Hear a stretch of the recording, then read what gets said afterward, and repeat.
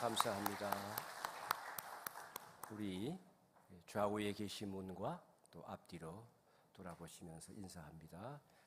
주님의 이름으로 사랑합니다 하고 인사하겠습니다.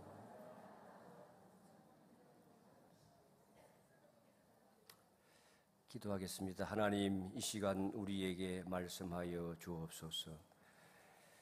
성령을 통하여 마땅히 들어야 할 하나님의 음성을 듣게 하시고 우리 믿음을 화합하여 말씀 따라 순종하여 날마다 주의 뜻 이루는 삶 살도록 복을 내려 주옵소서. 예수님의 이름으로 기도하옵나이다. 아멘. 여러분, 오늘날 우리가 살아가는 세상을 한 단어로 표현한다면 어떻게 할 수 있겠습니까?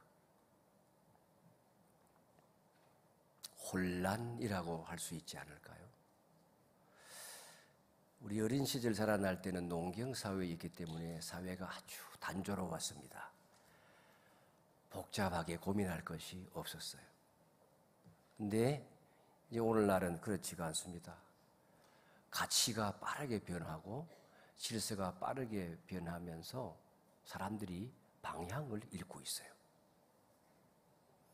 대통령이 유엔에 가서 연설을 하고 오면 END, 말은 좋은데 맨 마지막에 핵폐기냐 핵동결이냐 가지고도 의견이 분분합니다. 정치적인 갈등, 경제적인 위기, 이건 뭐 한 나라의 문제가 아니라 전 세계가 요동을 치고 있습니다. 우리 안에서도 세대 간의 갈등이, 대립이 강합니다. 문화 충돌이 일어나고 있습니다. SNS상의 댓글창을 보면 그저 의견이 다를 뿐인데 잡아먹을 듯이 날카로운 비난을 퍼붓고 작은 사건 하나가 온통 사회를 어지럽고 뒤숭숭하게 만듭니다. 많은 사람이 그 의견에 동조하며 분노했다가 시간이 지나면 루머였어. 가짜 뉴스였어. 그런데도 많은 사람들이 거기에 동요되어져서 혼란하기 짝이 없는 삶을 우리가 살고 있습니다. 오늘 본문을 보면 이 에베소에서 일어난 소동도 마찬가지예요. 그곳에 얼마나 많은 사람이 모였는지 몰라요. 그런데 각기 다른 이유를 가지고 모였겠죠. 그러나 많은 사람들이 이유도 모르고 모였어요. 소동이 막 번져가는데 이 소동을 통제할 수 있는 길이 없는 거예요. 그런데 그 중심, 그 배경에는 사도 바울이 전한 복음이 있어요. 이 복음 때문에 사실은 이런 소요와 소란이 일어나는 거예요. 복음이 한 사회에 들어가게 될 때에 그 사회를 어떻게 뒤흔드는지, 어떻게 저들의 삶의 기반을 뿌리째 뽑는지 잘 보여줍니다. 단순한 종교적 진술이 아니에요. 복음이라고 하는 것은 우리의 삶의 가치를 뒤흔들고 우리가 살아가는 삶의 환경과 문화를 바꾸는 힘이 있습니다.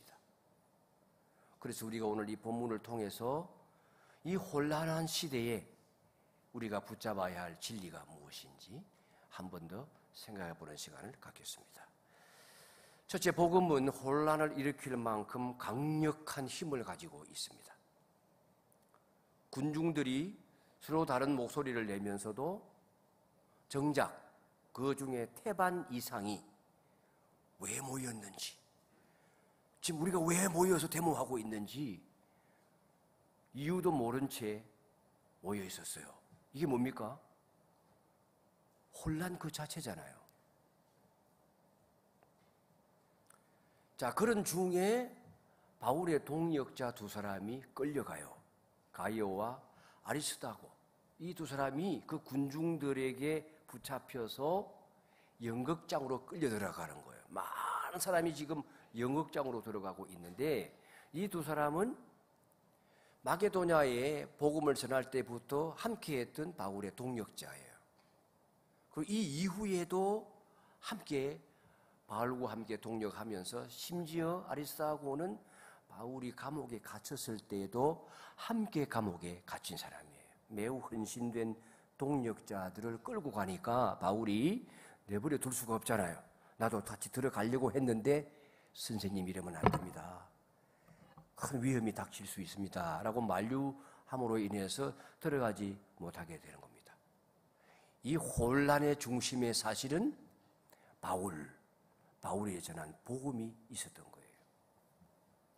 에베소는 이미 아시는 바대로 아데미 여신을 중심으로 형성된 도시입니다. 물론 제우스 신도 섬겼지만은, 그러니까 이 신전이라고 하는 것이 그 도시의 중심이에요. 단순한 종교적인 집회 장소가 아니라 이 신전이라고 하는 것은 그 에베소 약 30만 명 정도 사는 도시, 적게는 20만 명에서 학자에 따라 40만 명 정도로 에베소의 인구를 추산을 하는데, 그 많은 사람이 살아가는 사회의 경제, 문화, 정체성의 뿌리가 되어지는 그 신전에 묶여 살아가는 이 에베소 사람들의 근간을 흔들어 버리는 것이 바로 사도 바울이 전한 복음인 거예요. 바울이 전한 메시지의 핵심이 무엇입니까? 26절에 보시면 사람의 손으로 만든 것은 신이 아니라, 여러분, 그 아르데미스 신전은 사람이 만든 거잖아요. 그 위에 있는 아데미 여신상, 그 사람이 만든 거잖아요. 그런데 이런 말을 하는 것은 얼마나 충격적인 선언입니까? 단순한 교리의 문제가 아니라 복음이라고 하는 것은 우리 삶을 흔드는 도전인 거예요. 자, 그러면 이 복음을 믿는 우리 그리스도인이 이 복음이 나를 흔들고 있는가? 남에게 적용하기에 앞서서 나를 흔드는 파워가 있는가? 이걸 물어보고 적용해야 되는 겁니다. 복음은 여러분 우리의 삶을 불편하게 만들어요. 복음은 불편한 메시지입니다. 죄가 없는 사람이면 불편함이 없겠죠. 그러나 세속에 찌들고 육체의 정욕을 따라 공중구제 잡은 사탄의 인도를 따라 살아가는 사람, 세상의 유행을 따라 살아가는 사람은 복음을 들으면 불편한 거예요. 예수님께서는 너희가 하나님과 재물을 겸하여 섬길 수가 없다, 분명하게 가르치셨는데, 돈을 사랑하는 것이 일만 악의 뿌리가 된다, 일관되잖아요. 그런데 우리는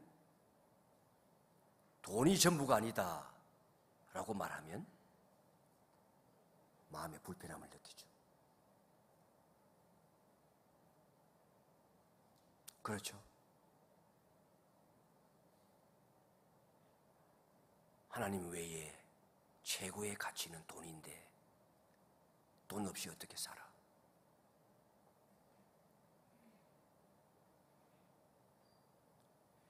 성공이 인생의 목적이 아니다 라고 말하면 마찬가지. 우리의 마음이 불편해져요.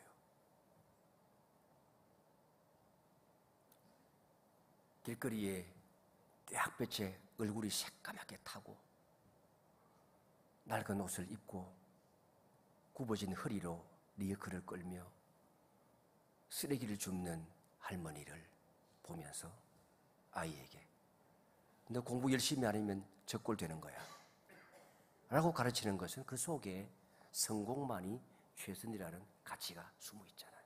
그런데 성공이 인생의 목적이 아니야 라고 말하면 우리 마음은 불편한 거예요. 그걸 추구하며 살아왔는데, 복음은 우리 마음 속에 있는 우상을 건드립니다. 여러분, 우상이 뭡니까? 그 팀 켈러 목사님은 우상은 하나님보다 더 사랑하는 모든 것이다. 사람 따라 하나님보다 더 사랑하는 것이 적어도 한두 개씩 있어요. 각기 다르죠. 그러니까 수많은 우상이 있는 거예요. 칼빈 선생은 인간의 마음을 일컬어서 끊임없이 우상을 만들어내는 공장이다, 그렇게 말했습니다. 여러분의 우상은 무엇입니까? 돈과 성공, 권력과 명예, 자아와 자존심, 심지어는 교회가 이어가는 신앙적 전통마저도 우상이 될 수 있어요. 교단마다 강조하는 교리가 달라서 다른 교파와 교단을 정죄하면 그것도 우상이 되는 거예요. 내가 자라왔던 교회의 교습에 따라 내가 가치 있게 여기는 신앙적 생리, 그 스타일을 고집하며 다른 사람을 무시하는 것도 우상이 될 수 있는 거예요. 최근에 한 IT 업계의 청년의 이야기를 들어보십시오. 그는 끊임없이 빠른 성공을 쫓아서 무려 하루에 16시간씩 근무를 하던 사람이었는데, 그렇게 회사를 위하여 충성을 했는데 어느 날 회사가 갑작스레 추진해 오던 사업을 철수하면서 하루아침에 직장을 잃고 실직자가 되어버렸어요. 얼마나 실망을 하고 낙심이 되었겠습니까? 그런데 그 과정에서 자신이 뭘 위하여 살아왔는가를 깨달은 거예요. 성공이라는 우상에 묶여 살아왔구나. 이걸 깨달으면서 이후에 교회에 나오게 되고 복음을 받아들인 이후에야 참된 자유와 행복을 누리게 되었다고 하는 겁니다. 저나 여러분이나 다 똑같이 우상이 있어요. 하나님과 우상 사이에서 우리는 늘 방황하는 거예요. 이 우상은 포기하려 할 때에 불편함이 뒤따라요. 그래도 그걸 포기하지 않으면 하나님의 품에 안길 수가 없어요. 하나님이 주시는 위로와 평안을 누릴 수가 없어요. 참된 자유를 맛볼 수가 없어요.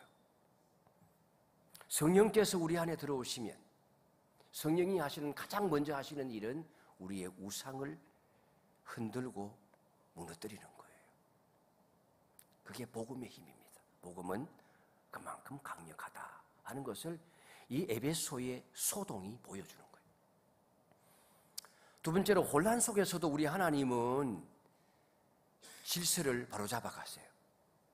그냥 우리 살아가는 이 혼란한 상황 가운데서 우리가 너무 두려워하고 염려하고 낙심할 필요는 없어요. 에베소라고 하는 도시는 로마 제국에서 아시아 지역의 수도였습니다.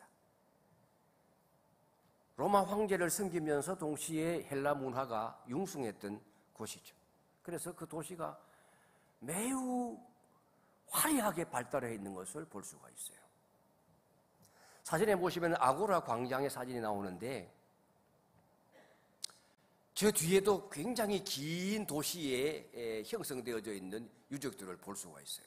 근데 저 밑으로 내려가면 셀수스 도서관이 있어요. 유명한 유적지죠. 그리고 그 유적지 우측으로 저기 아치형으로 되어져 있는 곳으로 돌아가면 원형극장이 보여요. 지금 여기 본문에서는 이 원형극장을 연극장이라고 번역을 한 거예요. 저기로 들어간 거예요. 얼마나 많은 사람이 저기에 들어갈 수 있을 것 같습니까? 25,000명 정도 수용이 가능하다고 그래요.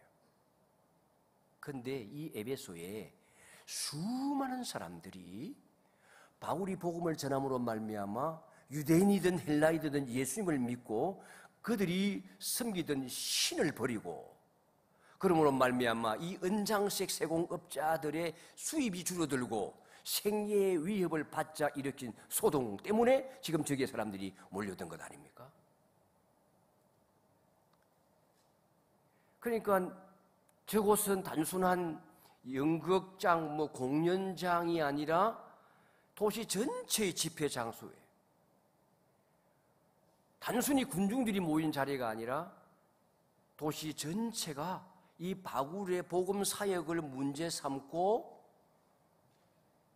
그 일을 위해서 함께 모인 군중, 민중 집회인 거예요. 왜 이런 소동이 일어납니까? 왜 이런 혼란이 일어납니까? 사도 바울이 로마서 1장에서 그 원인을 잘 지적하고 있어요. 같이 한번 읽겠습니다. 하나님을 알되 하나님을 영화롭게도 아니하며 감사하지도 아니하고 오히려 그 생각이 허망하여지며 미련한 마음이 어두워졌나니 스스로 지혜 있다 하나 어리석게 되어 썩어지지 아니하는 하나님의 영광을 썩어질 사람과 새와 짐승과 기어다니는 동물 모양의 우상으로 바꾸었느니라. 인간이 하나님을 떠남으로 말미암아 어리석게 되어져서 그래서 그와 같은 일을 행하고 있다고 하는 거예요. 여러분, 지금 이 소요를 일으킨 사람들, 은세공업자 데메드리오를 포함한, 아마 데메드리오는 그 당시에 이 세공업자들, 동업자들의 길드의 조합장 정도가 되었을 거예요. 그러니까 앞장을 서는 것 아니겠어요? 근데 이 사람들이 사실은 자기의 사업 때문에 지금 이 소요를 일으키면서 앞으로 내세운 것은 종교적인 열심이에요. 우리가 섬기는 아르테미스 여신의 군의가 땅에 떨어지니 이 일을 가만둘 수 없다. 그런데 사실은 그 속에는 경제적 이해관계가 숨어 있었던 겁니다. 그것 때문에 군중들을 선동하여 엄청난 지금 소요를 일으키고 있는 겁니다. 그런데 앞서 말씀드린 것처럼 그중에 모인 태반은 무엇 때문에 모여 있는지를 모르고 있는 거예요. 혼란 그 자체잖아요. 지금 우리 살아가는 사회에 이 혼란 때문에 많은 사람들이 이리 휘둘리고 저리 휘둘리고 이리 끌려다니고 저리 끌려다니는 거예요. 내 정신세계에 24시간 살아가는 삶의 상당한 부분을 거기에 끌려다니는 거예요. 끊임없이 보라고 재촉하는 알고리즘에 따른 유튜브에 매여가지고 성경 읽을 시간은 없는데 유튜브 볼 시간은 많은 거예요. 새벽기도 끝나고 집으로 갈 때 한 아저씨를 제가 만나요. 유튜브를 들으며 가는 거예요. 그 새벽부터 정치 이야기.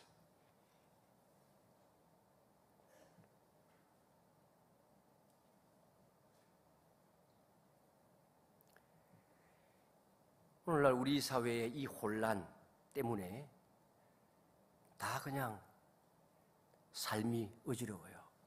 진리 때문이 아니에요. 진짜 문제가 뭔지를 모르고 다 휘둘리는 거예요. 인터넷 댓글 전쟁, 정치적인 소요와 선동, 여당도 유튜브가 가짜로 만든 AI로 만든 걸 보고서 그 국민들이 다 보는 데서 충분하다가 지금 낯뜨거운 창피함을 경험하고 있지 않습니까? 아니 이 사실조차도 시간이 지나면 진짜가 되어질지도 몰라요. 아니 사실은 AI로 만든 게 아니라 진짜다 이러고 또 정인이 나타날지도 모르겠어요. 자, 이럴 때에 등장한 인물이 있습니다. 이건 하나님이 쓰시는 거예요. 서기장입니다. 이 서기장은 유대인도 아니고 그리스도인도 아닌데 도시의 질서를 관장하는 사람인데 소요가 일어나면 소요에 관한 보고서를 작성하는 사람인데 이 고위 관리가 나서서 이 많은 군중을 진정시키는 거예요. 여러분이 일으키는 것은 불법적인 소요다. 잘못하면 로마 제국의 법에 위배될 수 있으니 여기에서 멈추라. 그렇게 제안하면서 잘못된 점을 일깨워주는 거예요. 믿지 않는 사람, 도시의 한 관리가 질서를 세우는 하나님의 도구가 되고 있는 겁니다.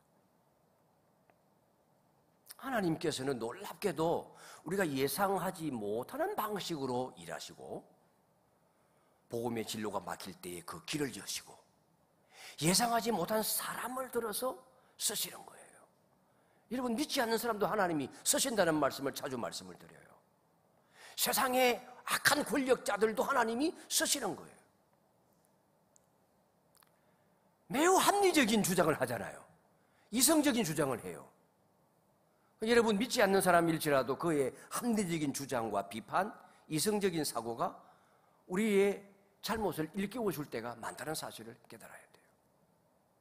오히려 교회 안에 열심히 기도하고 경건한 신앙생활을 하는 사람 가운데 비합리적인 사람이 많아요. 이성적이지가 않아요. 사고적이지가 않아요.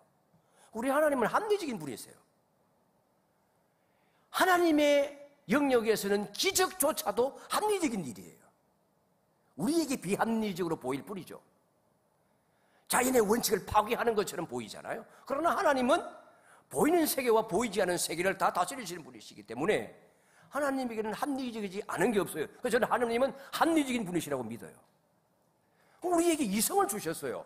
양심을 주시고 이것이 우리의 삶의 기준이 되고 척도가 되는 거예요. 그런데 남이 봐도 비양심적인 짓을 행하고 합리적이지 못한 주장을 펼치고 하나님의 계시를 받았다는 둥, 하나님이 말씀하셨다는 둥 하면서 남이 보아도 뭔가 상식에 맞지 않는 일들을 행하는 사람들이 오히려 교회 안에 있다고요. 세상 사람들이 보면 뭘 상식한 짓이에요. 하나님께서는 믿지 않는 사람도 때로 쓰세요. 나보다 훨씬 더 합리적이고 훨씬 더 이성적이고 훨씬 더 양심적이고 훨씬 더 깨끗하고 훨씬 더 정직한 사람들이 많아요.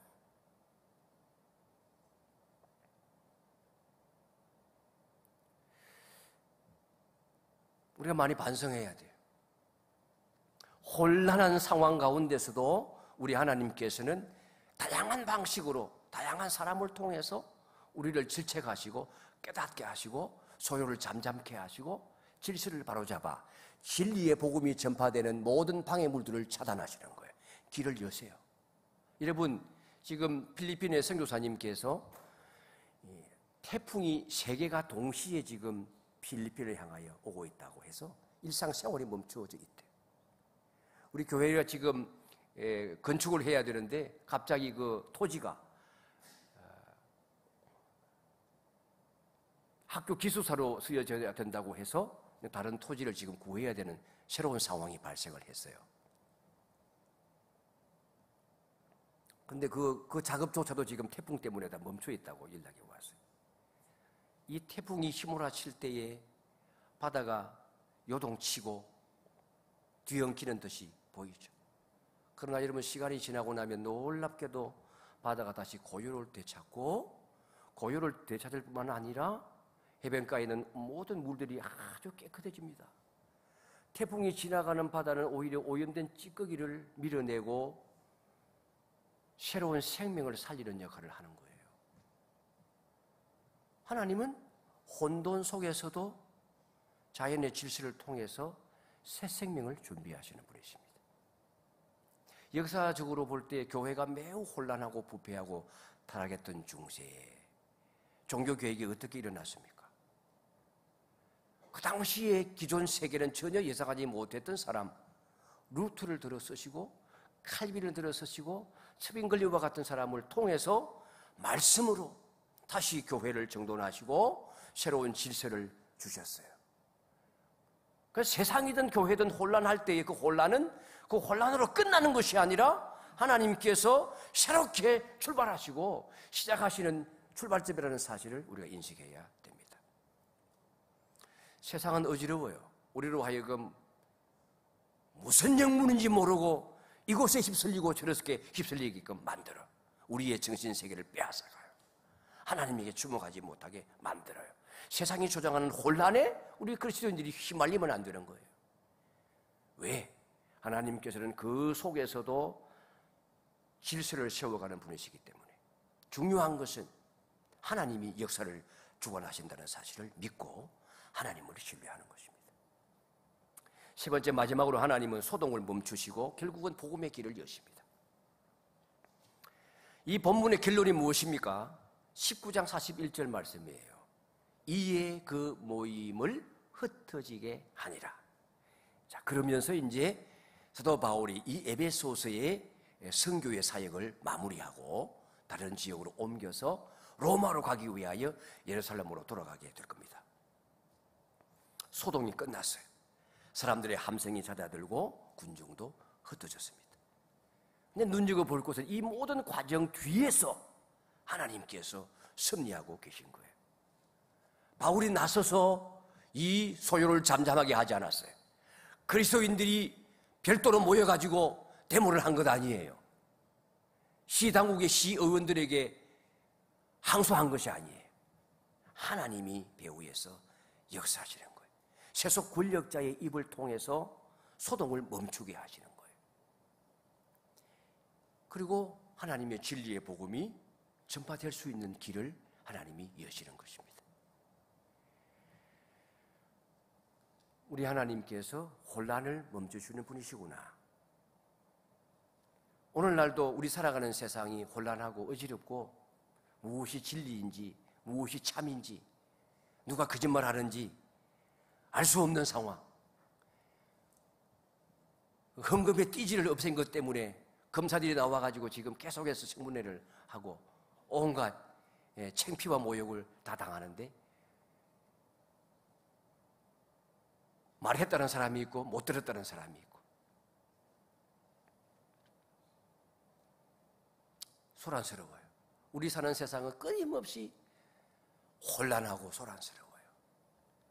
정치적인 논쟁, 세대 간의 갈등, 기술의 변화 때문에 많은 사람들이 직업을 잃고 불안감과 두려움에 휩싸여 살아갑니다. 방향을 잃고 있어요.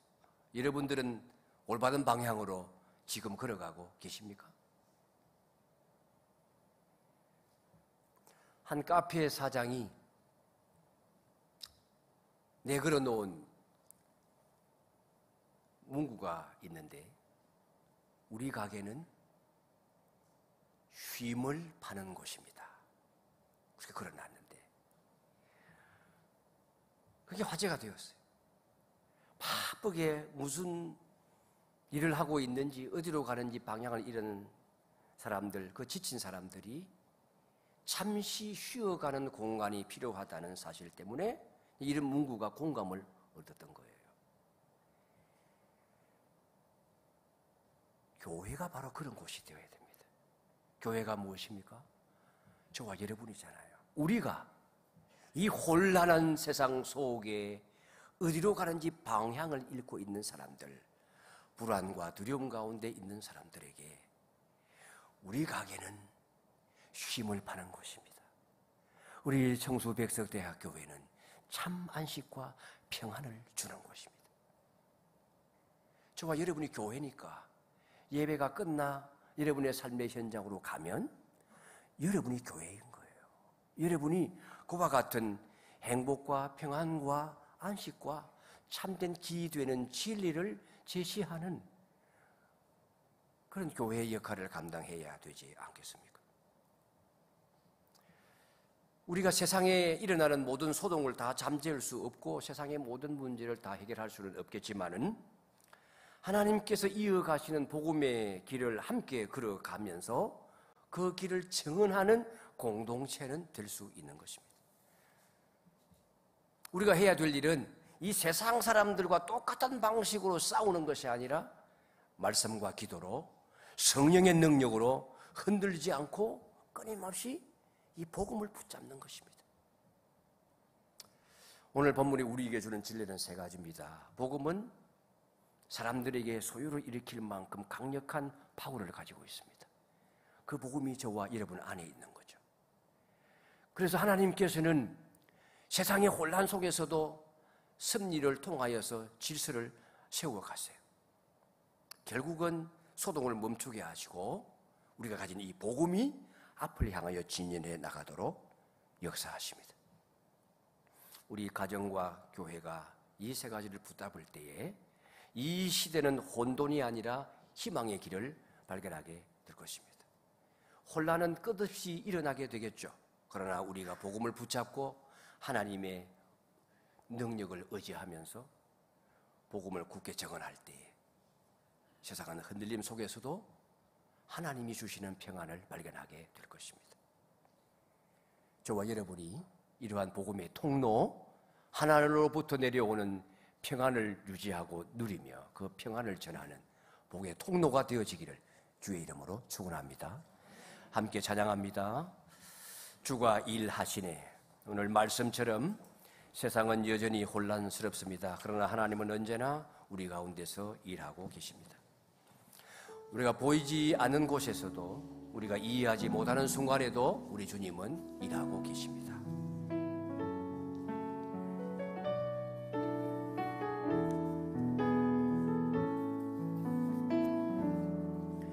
날이 저물어 갈 때